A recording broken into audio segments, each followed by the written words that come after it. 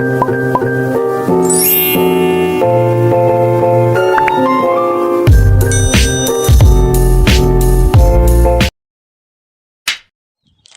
guys, this is Kirky the Vlog.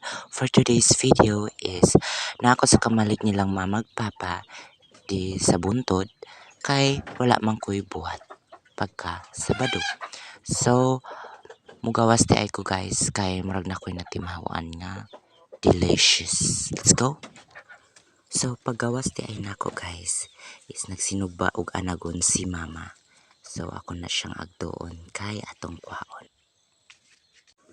Nya duha ra day kabuk yang gisugba guys. So opportunity na natong kwaon ng usa. Kay naluto naman siya guys. Dali-dali dahi kog agto sa sulod para dili ko makita ni mama na akong gikuha ang usa. Ug ako na din ang gikis-kisan kay para ako ng kanon. Maglibog mo kung ano akong gikis-kisan. Style na nako. Humanaday ko ana guys, so ako nang gitunga para mahurot ra na ako ng usa. Og i-flex ra din ako ning anagon niya ako ang kinawat. Og mura to guys, daghang salamat sa sunod na pud nato nga vlog. See you.